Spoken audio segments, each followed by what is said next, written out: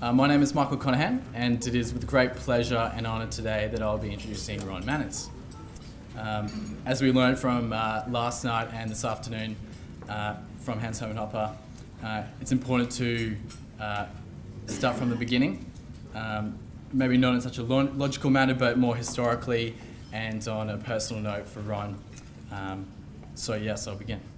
Ron was born in Kalgoorlie in Western Australia to a family that had a long association with the mining town. Fourth generation prospector, Ron studied electrical engineering at the Kalgoorlie School of Mines before he assumed management of the family mining and engineering business in 1955, where he then proceeded to expand and diversify the company into what is now known as the ManWest Group. Ron's libertarian historical beginnings hark back to a direct connection with Leonard E. Read, the founder of freedom and economic education in the United States. A relationship was formed, and Ron considers Leonard his biggest influence. As a result of which, Ron was later encouraged by Leonard who then encouraged him to establish the Mannkal Economic Education Foundation. Between 1972 and 1955, Ron floated several Australian listed mining companies. As an entrepreneur, he and his many business ventures, not just in the mining sector, but have been through many booms and bust cycles. Some have survived, some didn't, but there've always been a lesson to learn and a tale to tell. Ron isn't exactly the bureaucrat's best friend. One such example is his run-in with the Bureau of Consumer Affairs, who, as agents of the state often have a tendency to do, they disregarded their own rules and secretly recorded Mr. Manners whilst he was under interrogation by two Bureau officials over his unwillingness to fill in government forms. Ron has also had a brief stint in banking, in particular money laundering, which harks back to more properly associated with trying to keep the legitimately earned returns from voluntary exchanges out of the reach from a gang of thieves writ large, who are parasitical by nature, have no valid claim to such things. Ron has also played a role in the creation of the Workers' Party, as we greatly heard from last night, the panel, and he has several great stories to share, which he may, regarding Prince Leonard from the Hutt River province in Western Australia, or which is probably more accurately described, surrounded by Western Australia, which is said to have seceded on the 21st of April 1970. I'd be interested to hear a bit more about that, possibly. Ron has also been awarded the Fellow of both the Australian in the Australasian Institute of Mining and Metallurgy, and the Australian Institute of Company of Directors. His contributions to industry in Australia have been marked by several awards, including recently being elected the Mining Legend at the 2005 Excellence in Mining and Exploration Conference in Sydney, recently awarded the Emeritus Chairman and Patron of the Australian Prospectors and Mining Hall of Fame. In 2010, he was appointed by the Board of Overseers for the Atlas Economic Research Foundation in Washington, D.C. He's the author of several books, and a man generous enough to have flown over the future of West Australia. Everybody, please give a warm welcome to Ron Manners.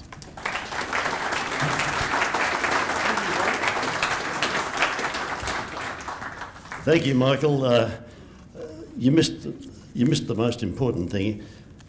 Every Wednesday night at the Exchange Hotel in Kalgoorlie, I played clarinet with a little jazz band, and that made the rest of the week bearable. so listen, folks, it's great to be here. Let me start at the beginning. Sitting in church last Tuesday morning at one of my friend's funerals, he was 49, and I was making a few notes on a piece of paper, and it reminded me of my father, my late father, who I always remember on Sunday nights. He used to, in church, have a little note paper and make lots of notes. At one stage I said, "Dad, what's with the bit of paper?" and he explained that he was working out whether he could pay the staff and the creditors the following Thursday. That's the sort of pressures and disciplines that people in business get used to. It's the sort of pressures that the people, the bureaucrats that try to run our lives, have no idea of what we're talking about. It's what made me fully understand the words of Ayn Rand when I saw her write the following.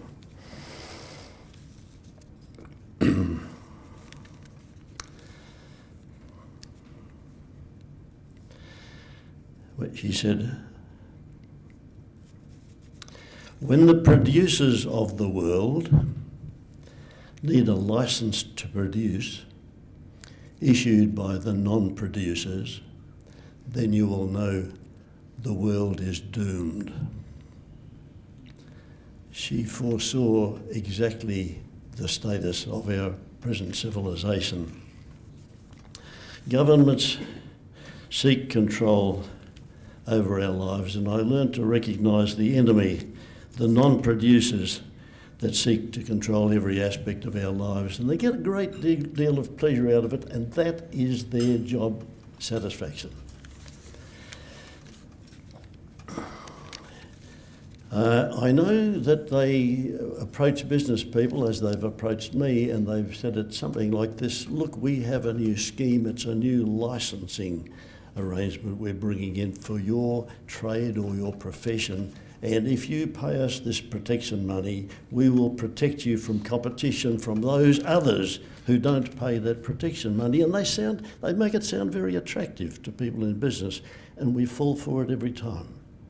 But once they've got us, they've got us. More about that later. Now, I learned from all that early brush with that we can never win the game by playing to their rules. Make up your own rules and stick with them and play by them. You and I have the right to make up these rules because we support ourselves, and we have very little patience with their fraudulent facade of the way they tell us that, yes, we can take it easy, we can live off the earnings of others and we'll just cruise along and this will be a good life. We remember that there's always a huge cost involved in surrendering your own independence to promises and the siren call like this. Ayn Rand once said, "They can only do to you what you let them do to you." So again, stick by your own rules. And what am I talking? What do I mean when I say stick by our own rules? Well, here's an example. If you're faced with a tax audit and you get one of these regular letters from the tax department seeking answers to 20, they hit you with a letter, 20 detailed questions they ask, and they give you 14 days to answer them. Now, the normal businessman, the obedient little businessman, he suspends his creative activities so that he can answer these fully. It takes him days and days of work. And if he tries to send them a bill for his time, as I do, he gets a letter from them saying that their invoice has no efficacy. That's a wonderful word, and I've used that against them on many occasions. But you can't win the rule. This is what you must do. Reply immediately. Reply within 14 days, because that's an offence if you don't reply in 14 days. They come and get you. Reply, but don't use their reference number on your reply, and don't refer to the date of their letter. Give them 20 answers, but 20 answers to 20 entirely different questions. You've complied with the law.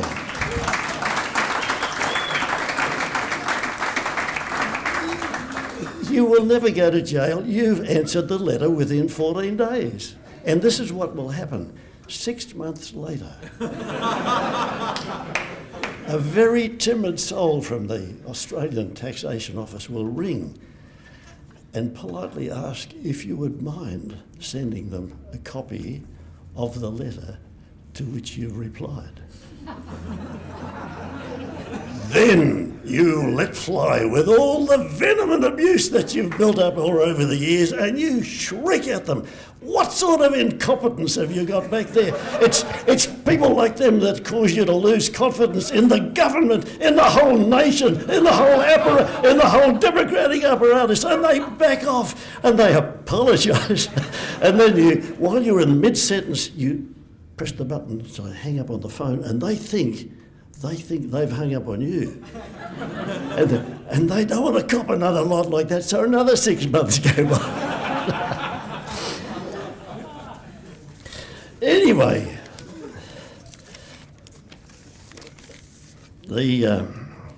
I've spent 50 years really enjoying my relationship with the bureaucracy, and I'm usually terribly polite. With a name like Manners, you learn to be very polite to them. So it's helped me become a joyous libertarian, whereas it's much better to be a joyous libertarian than a bitter revolutionary, burnt out crust of a person. But I enjoy this, and it's even doubly easy to be a joyous libertarian if you can do it at a profit. And please help me make a profit. I still have got some copies of my book, which really outlines my adventures. It's called Heroic Misadventures. It started off being my own story, but I realised during the last 40 years, which I picked up 40 years because the previous book I'd written finished in, this is wonderful, there's one copy left. Here, be quick. Now, here it is, $70, we take cash, credit cards, or mothers-in-law. Anyway, so there we are. Now, I realised as I was coming to the end of the book that it wasn't just me having 40 years of misadventures, it was our beloved country Australia. So I've subtitled the book Australia, 4 Decades Full Circle, because I realised we've come 40 years full circle. At the early 70s, Australia had emerged from a period of extreme prosperity where everything was going very well. Then we ran aground, and it was called the Whitlam government, and that ground the hell out of us. We're back there again. We've come through a period of extreme prosperity and we've lost it all. The country is in extreme despair, and this worries me. So that's really, the book's more about Australia than about me, but there's a few little funny incidents in there about the pioneering money laundering, as you say, and I was the chief economic advisor for one of the leading madams in Australia, and I helped her with advice on zoning. But that's, if we're having a drink session, let me tell you some of the successes I had for Mona the madam. Now, to be joyous, I said that it helps to be one step ahead of the no-hopers and to do it all at a profit. You must learn to do things at a profit, because I know that money is not the measure of a person, and it's wrong to ever measure a person by dollar signs, and that's done by people that write headlines in papers. Never measure a person by dollar signs. But without money, you can't achieve much. You can't indulge your passions. You can't do the things you really love. So it's terribly important to have a few dollars to back you and give you a little confidence in yourself.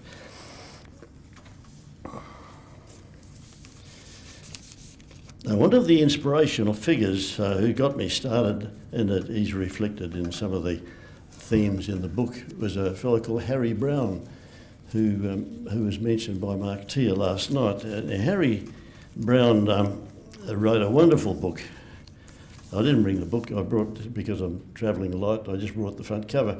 His book that impressed me was How I Found Freedom in an Unfree World. A wonderful theme that you don't have to change the world, you just accommodate yourself and move blithely through the world, untouched by the bureaucracy, coming out at the end totally unscathed. And it's equivalent to living in a free world, but you don't have to sacrifice yourself to do it.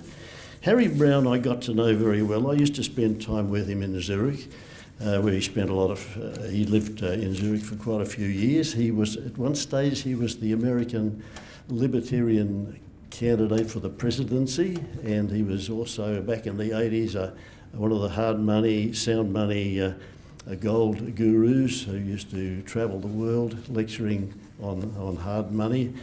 And he said to me one day, he said, "Ron," he said, "people keep asking me this question." He said, "They keep asking me which is the best country in the world." And I said, "Well, that's a good question. What's the answer?" He said, "That's a stupid question." He said, "There really are three questions. First, what is the best country in the world in which to live? Second, the best country in the world in which to work. And the third question is the best country in the world in which to invest." And he said, "Only have there been brief moments where the answer may have been the same for the three questions." But he said, if you're fortunate enough to work with your mind and not so much with your hands, you can have the best of each world. Now, when I say work with your hands, my great mate Jeff McNeil is a dentist. Now, you couldn't have taken advantage of this advice from Harry Browne because you had to be working where your hands were on your dental practice. Now, a lot of us work with our minds. You can choose the best country and you can live there. And you can choose the best country in which to work, which is where you do your invoicing, and the best country in which to invest, which is often a different country again. And I thought Harry was very good at sorting things out. So that saves you being bitter. You can just move around the world and cherry pick. Take it as it comes. Now, so I wrote a book about my adventures. What did I call it? Here it is. I didn't bring the whole fat book. I started off being called Taxation Manners. Then it became Help Starve a Feeding Bureaucrat, but it got shortened to Tax Whack. And it was a pretty decent book. The introductory poem in it was from Sir Alan Patrick Herbert, and I'll read the poem. The poem said, "Well, fancy giving money to the government, might as well put it down the drain. Fancy giving money to the government, nobody will ever see the stuff again. Well, they've no idea what money is for. 10 to 1 they'll start another war. I've heard a lot of silly things, but fancy giving money to the government." And the contents covered chapters: ordinary people and tax resistance, how did government get control, tax revolt or tax resistance, economic reasons for tax resistance, moral reasons for tax resistance on a limited budget, things that won't work to save other people going up some of those blind alleys that I'd found myself in, things that might work, please try it so I can learn from your experience, and things that will work. Now, I read that, pulled it out, and I had a look at it last year, and I said, magnificent. Let's print it and get it out to the public. My lawyer and trustee said, "Ron," he said, "if you print that, you can find another lawyer, and you can find somebody else to look after your stuff when you're gone." But he said, "You cannot print anything like that anymore." They've brought in laws that say that the minute you put something in writing, you hold yourself up to be an expert. And if anyone takes that advice, which was early 1980s advice, if anyone goes and does what I got away with today, and they go to jail, their defence is that they simply picked up this expert's book and they took the advice. I go to jail with them. I am linked with them inseparably under the law. I go to jail, and as my lawyer said, and what's worse, he's my lawyer. He goes to jail with me, and so does my accountant. We'll all have a lot of fun in jail. But this This is equivalent to governments burning books, as they used to do. This is where we found ourselves. It's very serious. I worry about these things. I'll have to do it. My nom de plume is H.J. Van Groenwogel, and Viv was just saying he I won't tell you why I had to have another name. But anyway, that's what we've come to. This is a very serious thing, and I'm glad guys like you are on our side, and you can save the country from all this sort of stuff.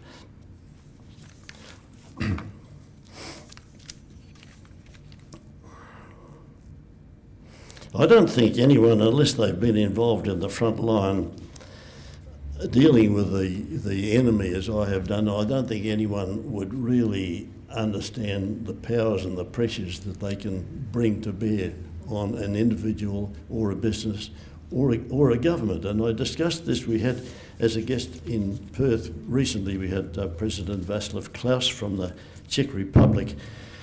He fortunately kept the Czech Republic out of the European currency, and wasn't that a smart move? But he was under a huge amount of pressure to involve themselves in the euro currency. He was the last European nation to sign the Lisbon Treaty under intense pressure, long after everyone else had signed it. And I said, well, what made you sign it in the end? And he described the incredible pressures, the trade embargoes that Brussels and the other countries brought to bear. They would stop this business from being licensed in another country, stop this thing, stop this from being imported. Just the mafia. It's just unbelievable pressure. And in the end, he said, for the sake of his country, he had to sign that treaty, although it was absolute crap from beginning to end. And they're the pressures. Now, when they bring pressures to you, you might be in business, they can actually cut off your suppliers. They can prevent you from having, if you're in the motor vehicle dealers thing, they can prevent you from having what they call a floor plan that defers the payment of tax, luxury taxes and things on cars until after they're sold. You've got to pay them up front and pay cash. The pressures they can bring to bear are absolutely unbelievable. They have a vision, and that they just have a vision of us all being sheep with a little numbered tag hanging on our ear and paying our taxes on time and complying completely. I don't know whether we've got a chance of ever revolting. I know I studied a revolt, and I was fortunate to be the keynote speaker in 2004 at the 150th anniversary of the Eureka Stockade in Ballarat, and I think they asked John Howard to be the speaker, but he wouldn't, because he said the flag has been stolen by the unions, and for him to be there would give credibility to the flag. Then they asked me, because my great-grandfather had some trouble with the authorities back at the actual Eureka Stockade, and they thought there might be some family link there, so I was delighted to speak, and I spoke on the theme, will we see another revolt? 150 years ago we had a revolt, plus 7 years, and there's been no sign of any revolt in Australia. We've got all these other revolutions, the spring revolts all around the Arab nations, no sign of a revolt here. Bring it on, please.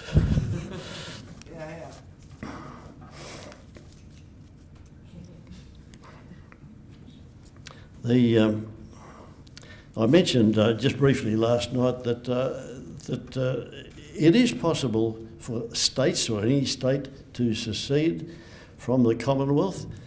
I know they say that the Commonwealth Constitution has no mechanism in there whereby the states can secede, but they say that about the European community, saying that the states can't, the various European countries can't break away because their constitution doesn't give them a mechanism to break away. But the sheer laziness of the federal government and the rulers of this country has brought about a situation where it's this simple for any state to secede. For a start, the federal government and the tax department are too lazy to collect the taxes themselves. They've contracted that out on a slave labour basis to all the employers who must, by law, steal money from the pay packet of everyone that works with them and for them. And the employers have to assemble that money and account for it and send it on a regular monthly basis to Canberra. So all that has to happen for any state to secede is for the employers' organisations to write and say to all the employers, hey, maybe from the 1st of January, this is all you need to do. Keep collecting the taxes as you're doing, because that's what you've got to do. If you don't collect the taxes, you've got a problem. Keep collecting the taxes, but send the money instead to the state capital, not to Canberra. So you're complying, you're collecting the taxes, and you're sending it to the state capital. All's well. All the states would be doing would be to cut out the middleman. And that's what we all do in difficult times. We cut out the middleman to make our own economies more viable. So by doing so, you would really starve Canberra. They would have to sort of auction Canberra off as a village to maybe to the Aboriginal community or to some worthy cause, because they wouldn't have any way of paying the salaries there. So I think this is not too hard. But if you download that thing as individuals, we can almost secede ourselves by making our own arrangements. So there is a chance for us to revolt. It takes a little bit more thought and tune it all up, but let's go. If we cut out the middleman, I'm sure the world will be better for it. Now, I think in conclusion, I mentioned last night that you folk from the younger generation, which if I may call you that, are wising up to this fraud that's being perpetrated on us all, where the votes are being bought and the bills are being sent to you guys. As I think I described it last night, that the votes of the brain dead are being bought and paid for by the unborn. This is not a new phenomenon, because President Hoover back in 1929 made that famous quote. He said, "Blessed are the young, for they will inherit the national debt." So that's as upfront about the plans that the politicians have for you, and I really haven't any idea why you should be accommodating to help them in their plans for us. So really, to conclude, you might wonder, is Ron an optimist? We heard last night Hans didn't seem to be an optimist. I am an extreme optimist for two reasons.